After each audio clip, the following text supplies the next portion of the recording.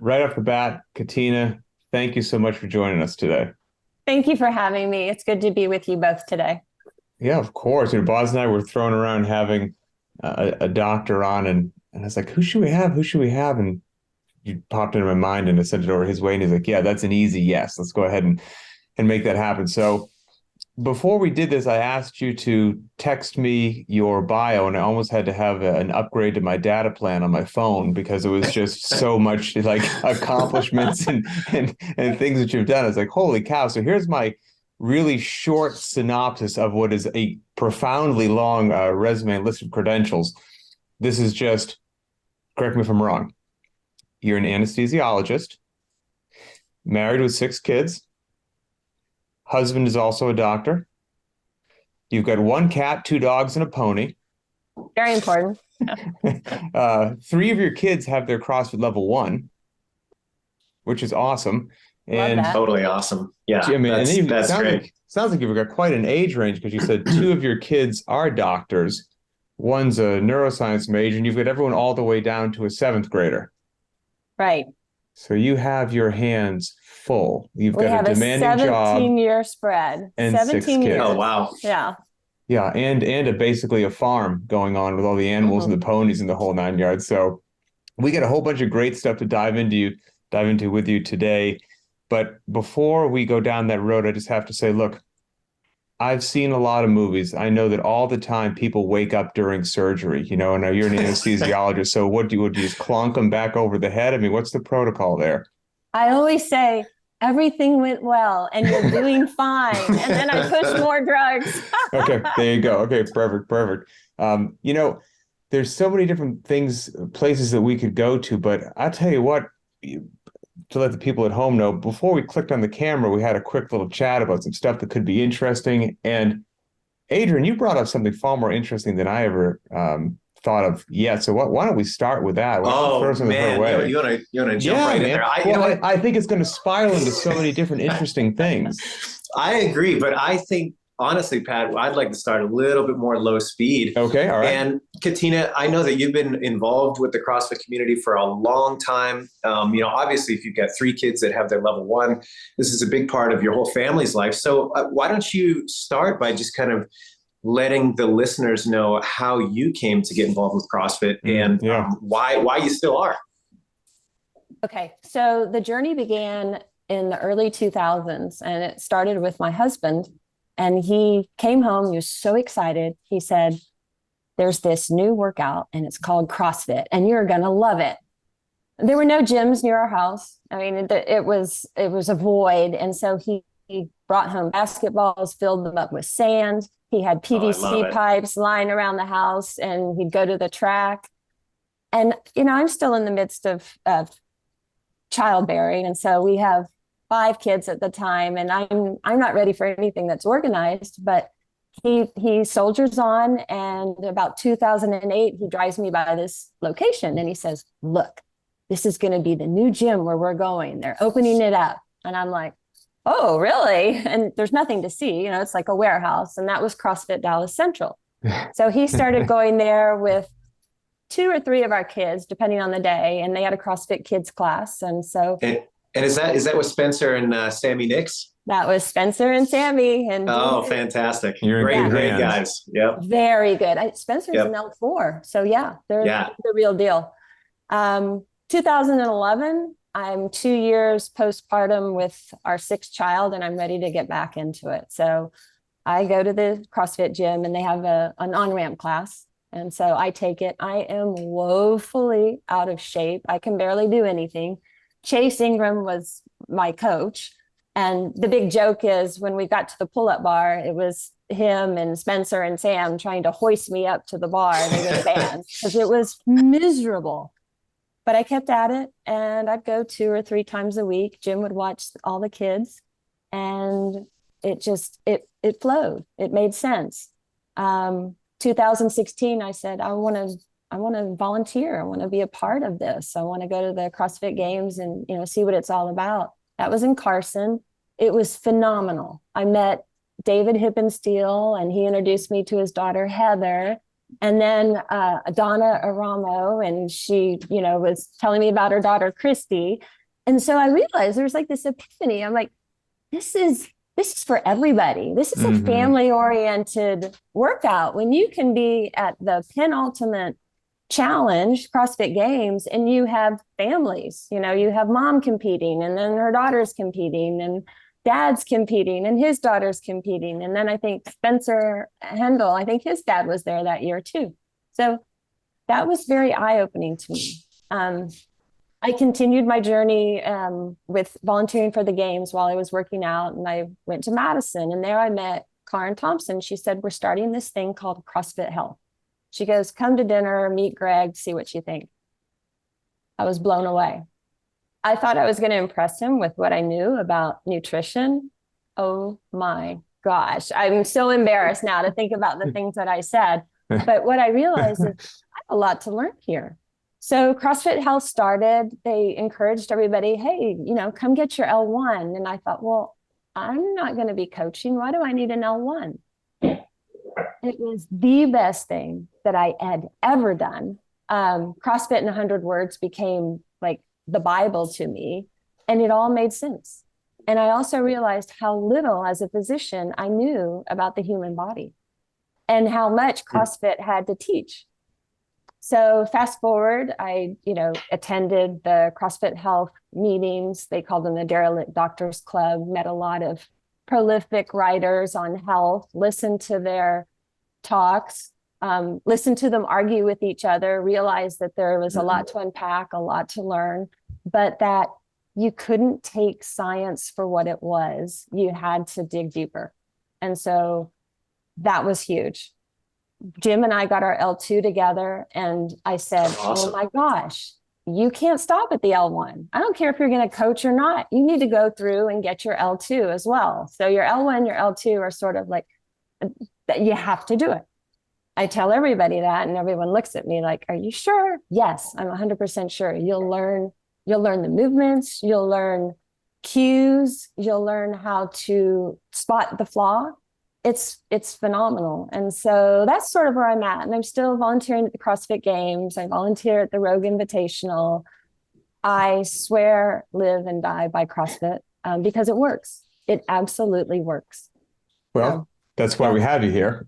And yeah, I know that you and I crossed paths at countless of those derelict doctors, conventions, clubs, and meetings, if you want. And the CrossFit Health stuff was phenomenal. Yes.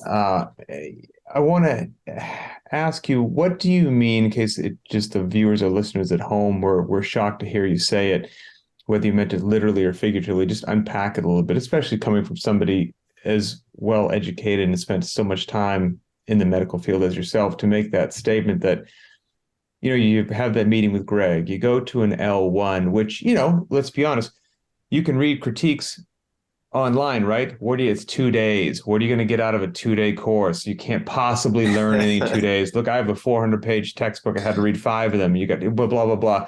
And then here you are, you go through this, and, you made some statement, I'm paraphrasing, that you were shocked about how little you knew about the human body or health. You said something to that phrase. What did you mean by that? And why did that leap into your head?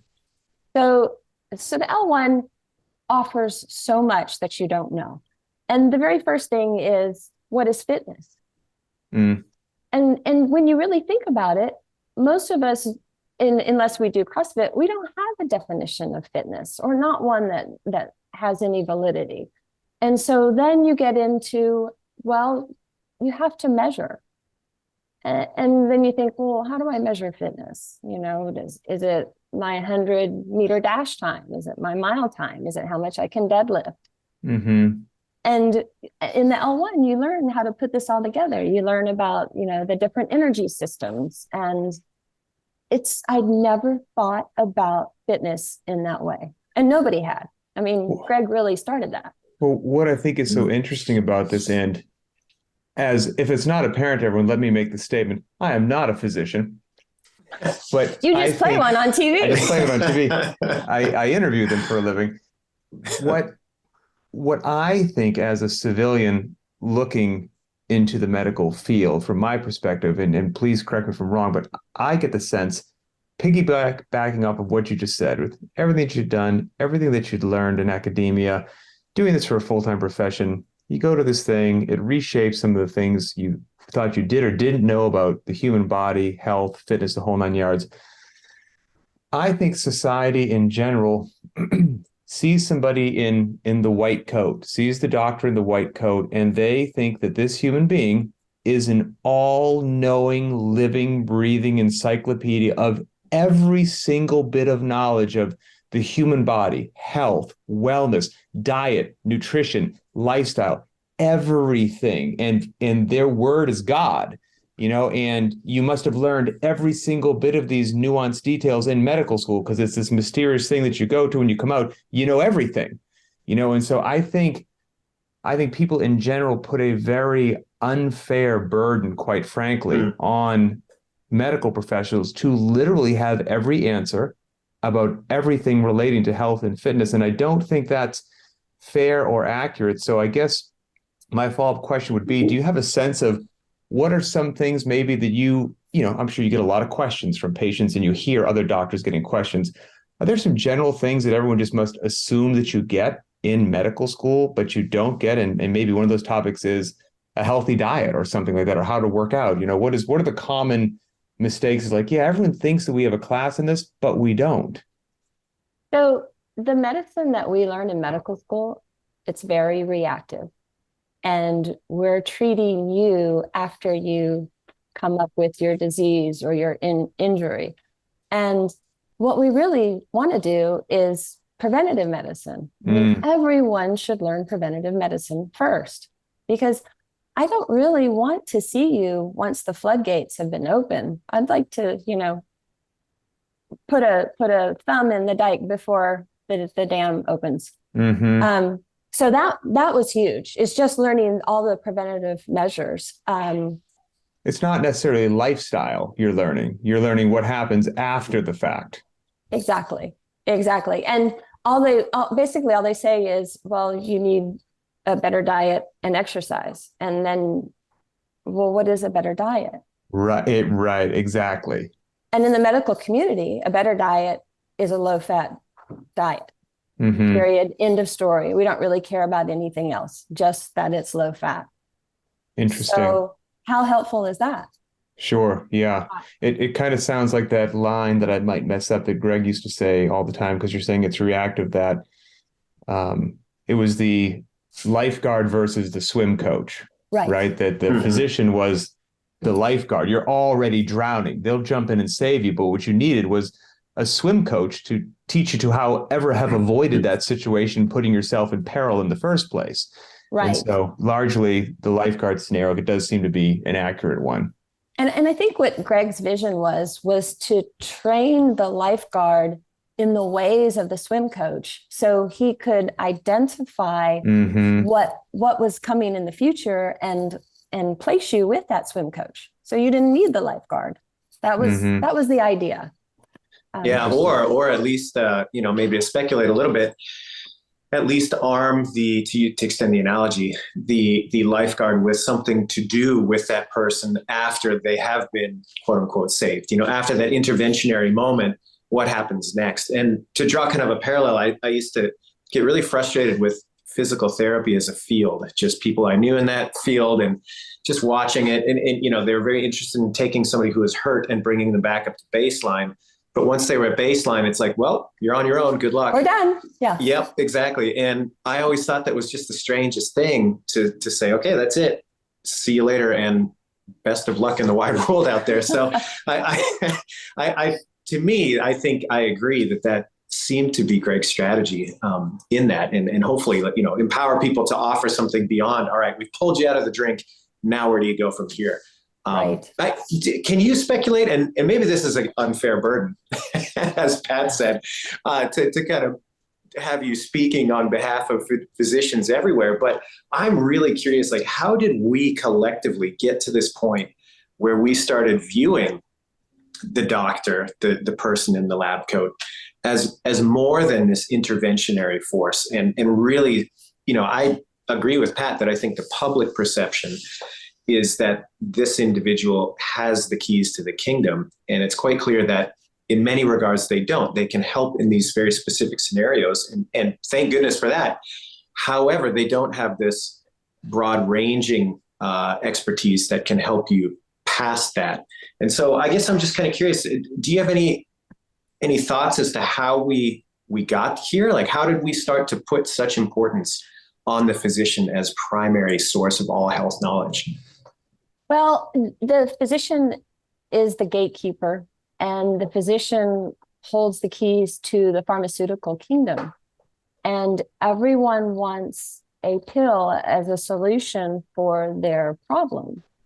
And when you have a gatekeeper, the only person that can write for that pill, prescribe that pill, then that person becomes very important in your medical journey. I'm not going to say in your health journey, but in your medical journey. And so I feel like people thought, well, the doctor knows what's best. He knows what to prescribe. He knows how to prescribe it. And there's a reason behind that. And that's because the pharmaceutical companies have put so much money and effort into educating physicians on their particular drug.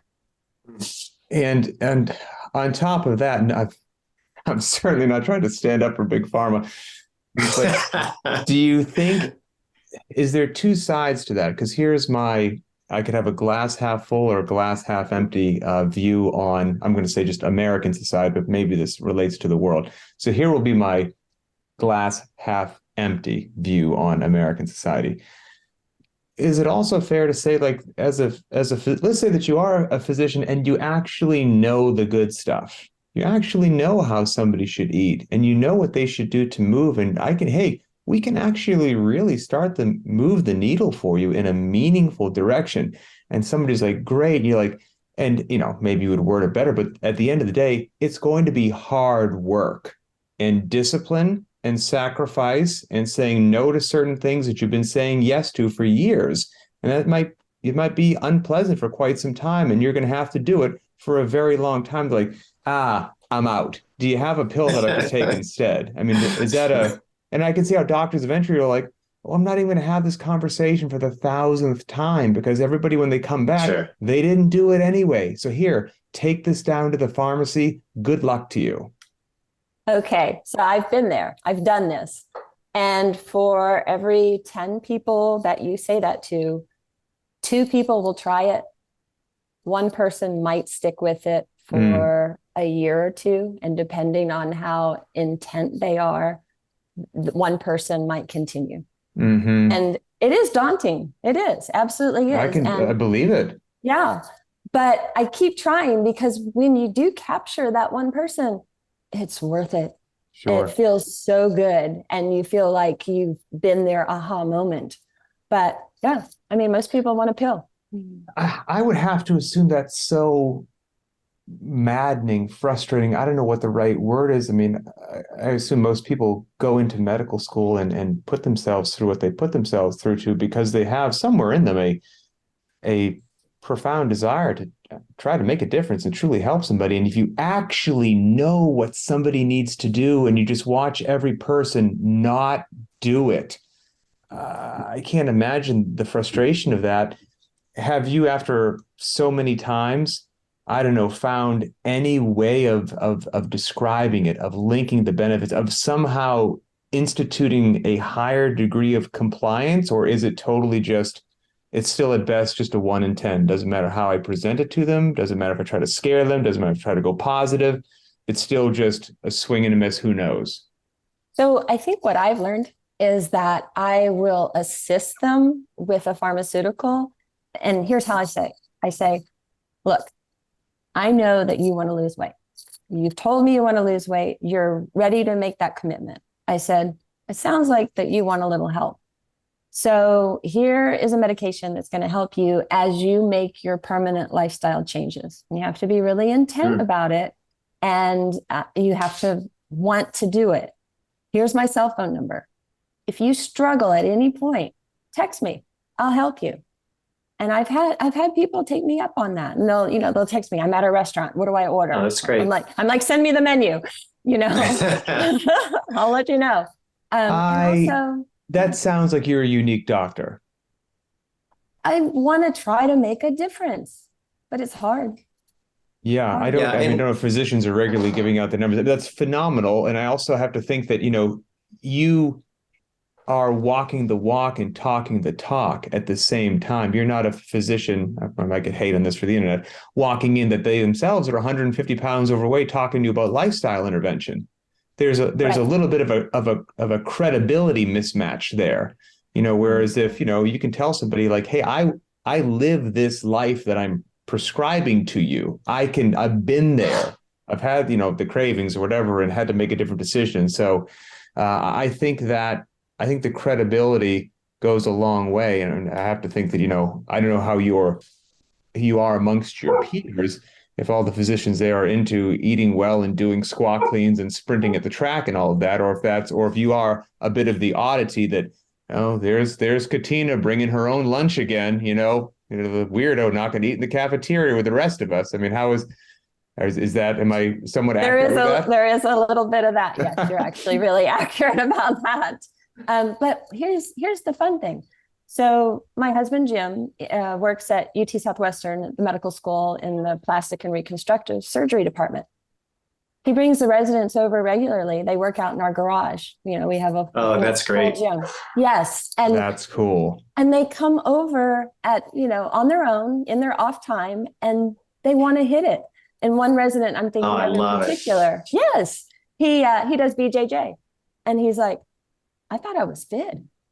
He's like, this is another level. And he comes regularly every day that he can. And that's great. To kind of extend Pat's thought a little bit, to be charitable, or maybe you did the glass half full or empty, Pat. I'll try to go the glass half full here a little bit. Yeah. I think that most people get into a profession like that to help people. And I think that, honestly, modern medicine is a miracle in many cases.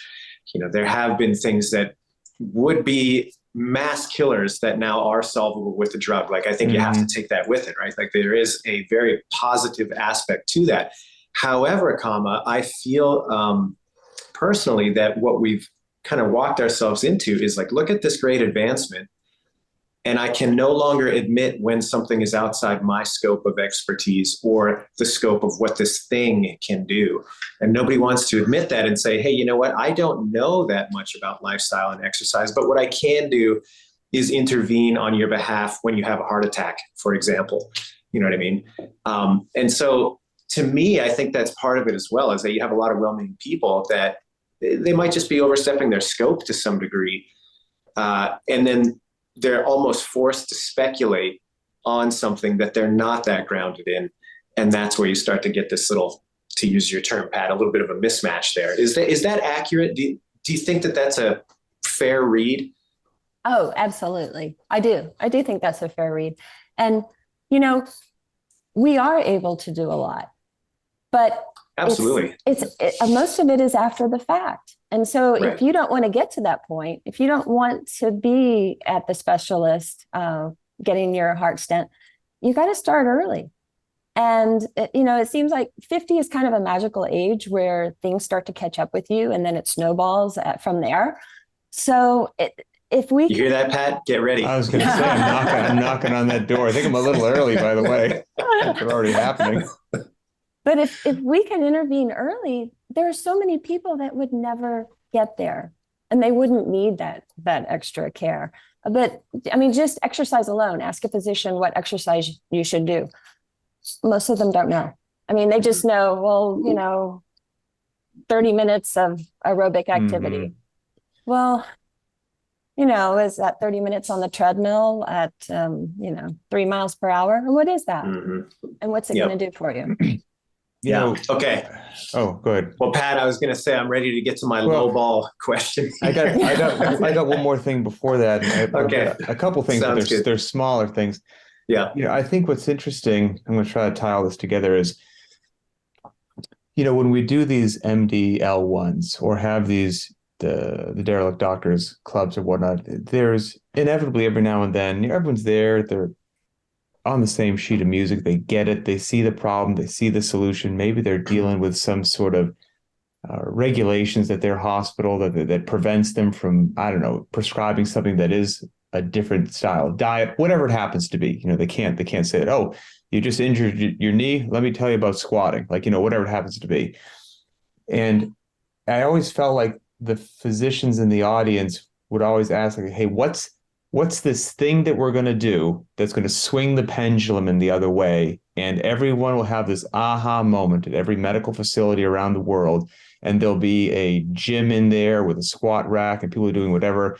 And Greg always used to say that, at least in his opinion, there wasn't going to be this single mass conversion event. It was going to be, exactly what you and Jim are doing. You bring a few folks to your home, you work out, they see it. How do you eat? Oh, this makes sense. You look different than most other people I see. What do you and your husband do? This is what we do. They adopted. And it was going to be this slow trickle. But to have that slow trickle, and maybe you're getting them young, you're getting the residents, that's probably a smart thing.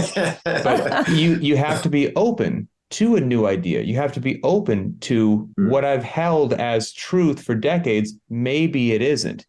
That is something easy for people to say, like, oh yeah, I love new ideas. I don't know if it's been your assessment that doctors have egos, but that can be that can be a heck of a thing to deal with. And what I really liked was at one of the I think only a couple CrossFit Health conferences happened, like maybe two, I can't remember. But anyway, at one of them, what I liked was you have an audience full of doctors, right? So full of potential robust egos. Now they're sitting in the audience, so they're willing to hear something. I can't remember who it was, so I can't give him credit. But this other doctor, got on stage and he had this great, just like icebreaker to let everyone know, like, hey, relax. Let's all not try to outdo each other. What's your specialty? This is my specialty. And he was like, remember when you were a kid and you saw an adult and you're like, wow, an adult, they know everything. Can't wait till I'm an adult. I'll know everything about the world. Then you become an adult and you're like, wow, that's a lie. I don't know anything. And then adults look at doctors and they go, wow, a doctor, they know everything. He goes, then all of us became doctors and we went, oh, wow, there's so much we don't know. And everyone in the room had this collective like, yeah, that's true. He goes, okay, great. So let's talk in this open air of realizing that we actually don't know everything. There are good ideas out there. So that being said, are you able to have these conversations with other seasoned doctors and physicians and are they open-minded to what you're saying, even if it sounds like witchcraft compared to how they've been doing business for 25 years? You know what? So it depends. Some are very ingrained in their beliefs because they have been taught that. They've read the textbooks that solidify that, and it's been hammered home, and they're unwilling to change. And most of them are 60 plus. Mm-hmm. But the residents and the young physicians, they're pliable. They're ready. They're receptive to new information, and especially if they see that it works. Right. And so that, to me, that's the target audience. I've given up on the ivory tower. Jim and I have tried so many times. I mean, Greg was going to give a fitness gym to UT Southwestern just to get the residents and physicians moving. And we tried, and we were met with, no, we don't want that. And, what is CrossFit? And it's commercial. And so I really threw up my hands. And some of these were people that I knew too, unwilling to try it. And so I realized that the change is going to happen. The receptiveness is going to happen from the younger physicians. And when I went to the Derelict Doctors Club, most of the physicians are younger. They're starting out their careers, So. Yeah, well, there are people growing up who, to them, working out is sled pushes and kettlebell swings and burpees. Like even what they see in TV and commercials is different. What they see on YouTube is different. What they think of as fitness is different. You don't have to switch them. They're already like, of course you would do a rope climb. Who wouldn't do a rope climb? It's like, that's not always how it was. Yeah. Never. Yeah. The paradigm has shifted significantly. Yes. Yeah. Yes. Well, hopefully that helps. And I agree. I think that, if you take a look at so many movements, not just in fitness, but regardless of what your kind of bent is, I suppose. I think more often than not, where you're going to see the most progress is from these kind of grassroots things that take hold at the individual level. And then sooner or later, there's enough people doing that it just becomes status quo. I don't think that there's a lot of, obviously I haven't had the same experience as you trying to put these things in motion and be met with that kind of resistance. But just observing that happen in different institutions, it seems that top-down implementation rarely works in a situation like this. So it's it has to be an insurgency. Yeah, exactly. Get people doing it, get them stoked on it. And, it does create a ripple effect. That one resident that comes and is stuck with it at your garage undoubtedly has a friend that's like, hey, what are you doing? You got a little bit more pep in your step these days. You're a little leaner, you're a little faster. What are you doing? I want to do it too. Or that 1 in 10 patient that does stick with the guidance that you've given them. Undoubtedly, their friends and family start to take notice, and 1 in 10 of them may pick it up and run with it. And that ripple effect hopefully continues for some time. And I think that's kind of the hidden benefit that's not as easy to quantify sometimes. Well, it's hard to kill too, because it's the truth. Mm-hmm. Like it's tough to keep the truth quiet. It keeps poking its pesky head up, right? I mean, functional movements work. Intensity works. Like eating the way we prescribe works. Like you can ignore it for a while, but again, you're going to have people do it. And when you ask them, what do you do? Wow, big change over the last 6 months. It's most likely not going to be, I've been eating a ton of sugar and I have a sedentary lifestyle. Like it's going to be something like, it's just going to keep coming back up. So you can try to ignore it. And again, it may take years, but it's going to come around just because the darn stuff works, quite frankly. Yeah. And the proof is in the pudding. When you go to a CrossFit box, there are families there. I mean, you see moms and dads and, kids. I mean, they're there. They're there. They may not even be there at the same class. They may go at different times, but there are a lot of family memberships at these gyms because it does work. And you see your spouse or, your son or your daughter and, hey, you're in great shape. What are you doing? Mm-hmm. You want to be a part of it. Yeah, it's funny. My wife's litmus, anytime we go drop in at a CrossFit affiliate when we're on the road or something, or, we just moved a few years ago. So you're kind of hunting for a new home affiliate. And she's like, this is my litmus. You step into the gym, you should see old people, you should see some babies running around, and a bonus if there's a dog in the mix somewhere. She's like, if you check those boxes, like I know they're doing it right. That's the formula right there. Yeah. So absolutely. It's a staple of an old school box, the dog. Yes, it's for the whole family. Yeah.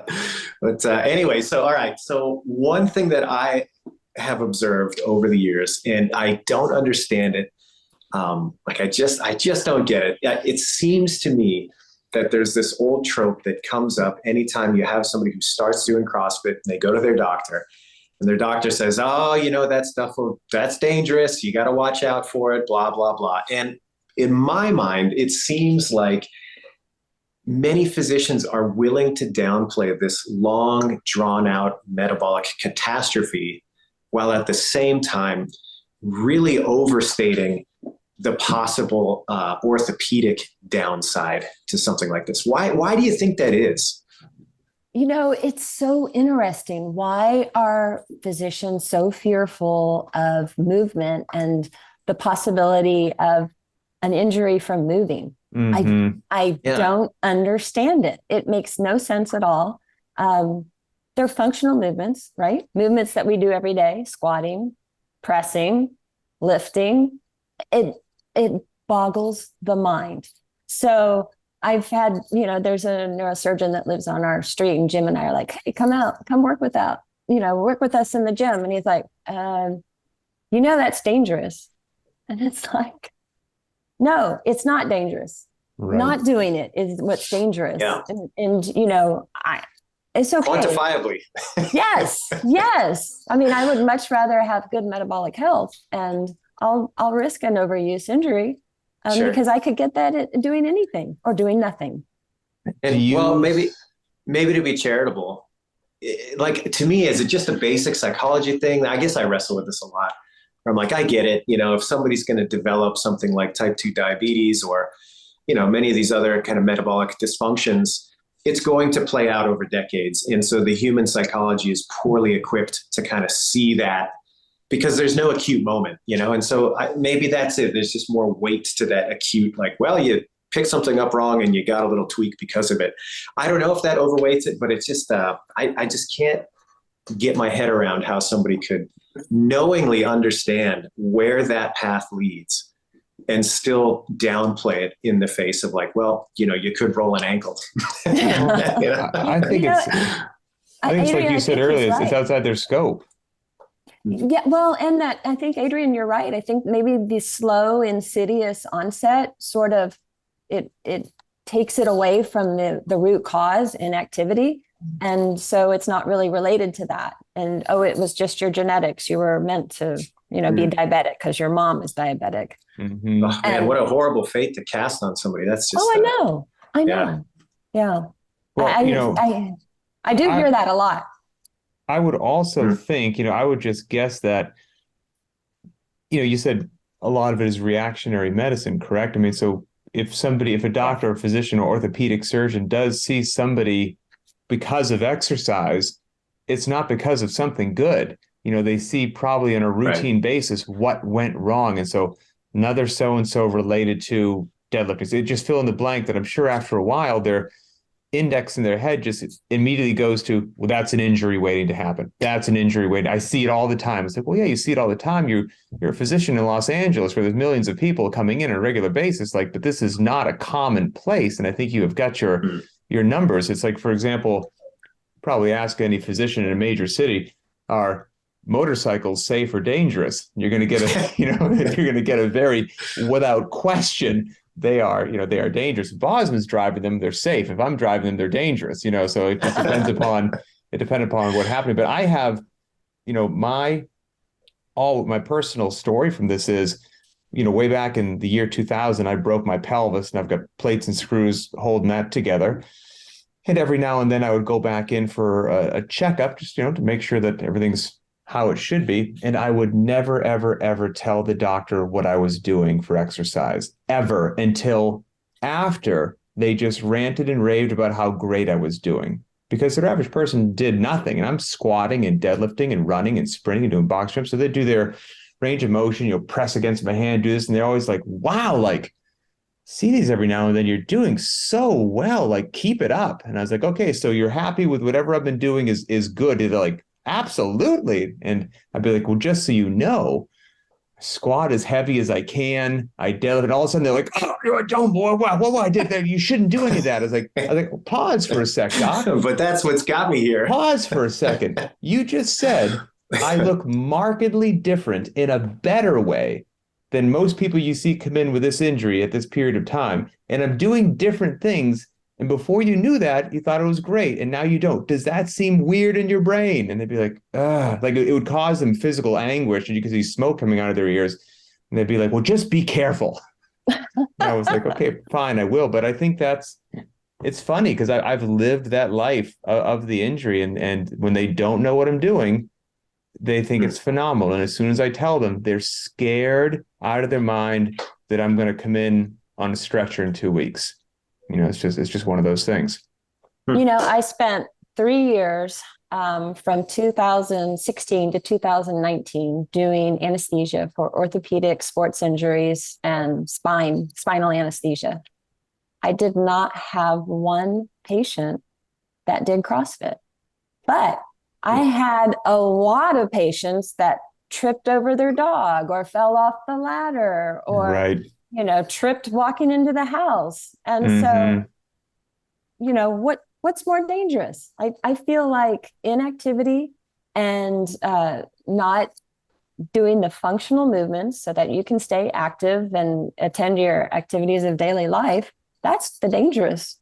And not to get on a soapbox, but falls in general, but then let's go falls with old people and how many injuries and surgeries those go to. And that's a population that most people would be like, hey, got my 65-year-old mom out back. I'm going to get her deadlifting. Doctor, oh, like, what? No. But exactly the sort of person is like, okay, so you want me to keep this person who's north of 60, you want me to keep them frail and weak. You don't want me to have them do functional moves, which, by the way, they can't avoid in life, picking things up. They can't avoid squatting. They can't avoid any of these things. You don't want me to get them on the ground doing burpees and stuff. Like all of these things, heaven forbid, they do lose their balance because they shuffle their feet. They don't pick it up enough. Would I rather have this person start plummeting towards the ground on a frail frame, or one that has strengthened and strong and is used to doing push-ups and might be able to brace and actually then get themselves back up? Like it's the easiest decision in the world for me. It's like, Right.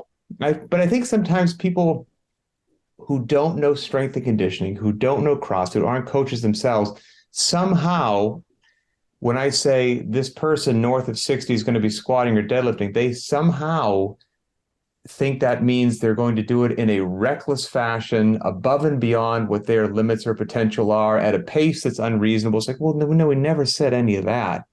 We're going to have them do these wonderful movements at whatever pace is appropriate for them, at whatever loading with appropriate rest, and we're going to prepare them for human life on planet Earth. We can't change the demands of life. We can at least make them a bit more resilient and do some balance drills, some coordination, some walking, because again, we just stopped training those coordination, accuracy, agility components. And as people age, I mean, those just go down in the toilet along with the strength. It's like, well, they're north of 60. Don't do anything complicated with them. Don't really tax their central nervous system. It's like, well, of course we have a bunch of overweight, frail individuals that are just an accident and a surgery waiting to happen. Like, of course it's a health crisis, but I've just got a sociology degree. What do I know? And what happens at age 40 and beyond? We lose muscle mass and we lose bone density. And if you don't do anything to prevent that or retard it, you are going to be frail. And so the target audience should be 40 and older, honestly. I mean, young people, they almost get a free pass. I mean, it's fun for them. They get to be in shape. But once you're 40 and older, it's life-changing. And so that is the most important audience. Yeah, it's and rewarding, challenging, but also rewarding if you're a trainer. And that was one of the most amazing things, and you probably see it far more than I do, that when we did have these, CrossFit Health conferences, the DDCs, and then we started talking to the target audience, getting in older folks, heavier folks that have been neglected, so to speak. And there were so many conversations I had with people north of 60 years old that would start to learn something similar to a burpee. It may not look like they're jumping down. We're just talking about get yourself on the ground and get up. Put your hand on your knee, grab a piece of furniture, get on the ground and get up. And then the question would, come at whatever appropriate time it was before they did that. Like, hey, when's the last time that you voluntarily proned yourself out on the ground and got up? And there was multiple people that had heard say like, well, it's been over 10 years. I'm like, oh, wow. A, that's crazy. B, it's totally believable. But C, you're an accident waiting to happen. You need this in your life. You shouldn't even you need this. And if you're popping a pill because you decided not to take the hard work route, that pill one of your health markers will improve potentially. But the slip and fall hazard, you have done zero for that. That only comes with the hard work and some sweat coming down your brow, and I guess that's what we hope is happening with people marching into affiliates all around the world or hearing podcasts like this. Absolutely. Yeah. So you said, I'm sorry, go ahead, Buzz. No, Katina, I was just curious, you seem to be so open. You mentioned earlier, if you have people that do have interest, you're willing to extend in such a personal way that they can reach out to you. You're willing to offer your free time. I mean, that's really commendable. A lot of people are not willing to do that. So I think that's awesome. What advice do you have to people that want to, regardless of their position, but, doctors in general, that want to take that next step? Like what are some tangible things that they can do to help to get that message out there, or at least point people in the right direction if they don't feel that they can do it themselves? So we're saying that this person is already involved with CrossFit and they want to get the message out, or that they're Yeah. trying to get involved with CrossFit? I would say somebody who's already familiar, and they want to help people take that next step, but they're just not sure within the bounds of their profession how to do that. It's funny. I feel like I meet so many people in the CrossFit space who do want to share. It's like, you want to spread this word to everybody because you know how beneficial it is and what it can do for a person's life. And I think that the best way to do that is to direct the person to the box that you're familiar with, or a box that where they will get that personalized attention when they walk in the door. I remember at CrossFit Dallas Central, if somebody came in the door, they were greeted with a smile and, hey, what's your name? And come on over here. And they were made to feel at home immediately. And so I think that that's the way to do it, is to have a partnership with, the box owner or the coaches in the box, and feel free to send people to them, because once they walk in, they know what to do. The coaches know what to do. They're so good with people. And that was the hope, right? I mean, that was, not to put words in Greg's mouth, but that was the hope and the vision that at least I feel like I heard communicated on several occasions, was not only the professionalization of the trainer, but also in connecting with the medical community and aligning those two. Getting back to what we said at the beginning of this podcast, you learn what you learn in medical school. You're at this person's life at a certain time. You've only got so much time in your day with how many patients you have to see. Like, I'm sure that's in and of itself is an entirely different discussion. That having somebody, like Greg used to say, like, how often do you see your doctor? Only when something goes wrong. B, an annual checkup. But if you're at a gym, you might see that trainer 3 to 6 times a week. Like, the amount of personal touch that you're going to get, it's not even comparable over the course of a calendar year. So when you think about it, which one of those two is going to be able to keep you on track, keep you checked in, get to know all the intimate details of your family, your wife, your kids, your hobbies, like invested in you in a way that's just not possible for your physician, your accountant, your, whatever it happens to be, other professional.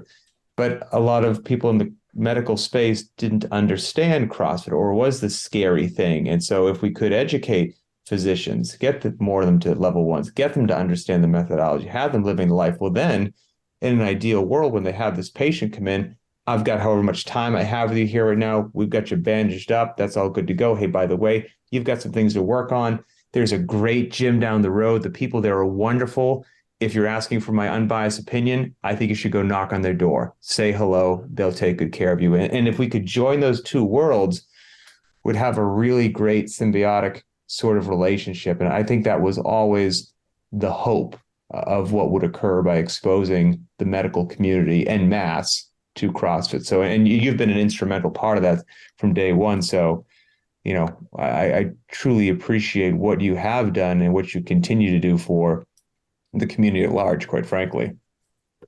But I think any physician that takes the L1, I mean, everything in that handbook is irrefutable. And so it just naturally flows that you would be excited about it and want to share it. And I've met so many CrossFit physicians that we all share the same ideas and beliefs, and everyone wants to help people. Mm-hmm. And so that's really a very beautiful thing. And when you have the tools to actually help them in a preventative way, you really feel empowered. Well, maybe we can wrap this up with that. I don't know if a funny story is not the right word, but you mentioned at the end a story that you've lived in, in real life, that I think other people have had this experience, but you at least have some insider knowledge as a physician to ask some right questions or hit pause. So you mentioned that you went in for like a wellness check, you got a liver function test, and this, fitness was involved. So why don't you share that story? Because I think it's going to resonate with some people who have maybe been in a similar situation. So it was 3 or 4 days after one of the workout of the days. It involved high reps, I think body weight movements, and there might have been pull-ups and push-ups and something Murph-like. Mm-hmm. And I went and didn't really think much of it because it was 3 or 4 days later, and had labs drawn and my liver function tests were elevated. And the physician looked at me like, I know you've been drinking a lot of alcohol, and I can see that your liver is suffering greatly, and you need a liver consult, and I'm going to schedule you for a sonogram. And I said, wait. I said, I think this is really just a manifestation of the workout that I did. And she's like, well, what kind of workout are you doing that would do this? And I said, well, CrossFit. And she said, well, I've never heard of exercise affecting your liver function test like this. And I said, well, it's in the literature. And and of course I went home and I told my family, and, so there were some physicians in the family besides my husband, and the guys were like, my sons, well, Mom, I've never heard of that. And I said, really? I said, they don't teach that in medical school? And they said, no. And I said, okay, here, I'm going to send you the papers. And I did. But yes, of course, the enzymes in the muscles that are released with, muscle breakdown from a workout can look like a liver function elevation. So sure enough, I waited 5 days and I didn't do anything. And it was horrible not doing anything. And I redrew the labs and everything was normal. So that can happen to, anybody that works out intensely with CrossFit. So yeah, be careful. If you get your labs, you might get a funny look, but just, know that you can not work out for a few days and redraw them and everything's going to be okay. Well, at least you had the insider knowledge to get yourself on the right track, and you had the wonderful opportunity to educate a colleague, and they always appreciate that. Yeah, they do. They really appreciate it. What would have been really funny is if my LFTs were still elevated, but that's another story, right? Yes, exactly. Yeah. Well, again, Pat Sherwood. We just lost power. Can you stand by here, doing live television? All right, can you see me now? Well, I can't see you on the. Okay. There you go. You're coming back. Stand by. All the audio listeners aren't going to see it, but the video people will. That's cute. Your last name is Shouting. We've lost power 3 times today, and I was praying that during this show we wouldn't lose power. So at least it was at the very end. So I was going to say we made it pretty far. So yeah, it's pretty good. I'm going to take that as a sign. So before it happens again, just allow me to say very quickly, Katina, thank you for not only just for this show, but like I said, you've been around the community for many, many years, and you are all in, and it shows. And we need, and you're in a pivotal position that that society looks up to, and so your word carries a lot of weight. So truly just thank you for what you're doing in the CrossFit community and outside of it. And I think that we can sign up for the Open now. Isn't that right, Adrian? That's right. As of today. Yes. Yeah. So you can commit to that. I actually had a conversation with somebody yesterday. They sent me a message and they're like, I'm not emotionally ready to sign up for the Open yet. It's like, seems so far away. And I said, no, it's perfect. You can sign up now and forget that you did throughout the holidays, and then get your act together in January. So yeah.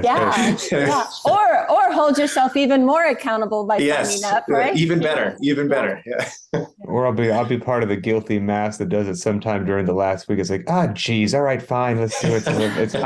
It's tomorrow? Okay, all right, let's do this. So again, thank you very much. And for everybody out there, hope you enjoyed today's show. If you've got questions, I'm sure we could have Katina on again, so people love to ask medical questions. So go to btwb.com, find the show, hit up the comments, let us know what's on your mind. Is there something we should have covered that we didn't? Or are you in the medical field as well? You've dealt with highs and lows, frustrations. We want to hear all that kind of stuff. Sharing knowledge is just going to help everybody. So for Katina and Adrian, I'm Pat Sherwood, and we will see you next time.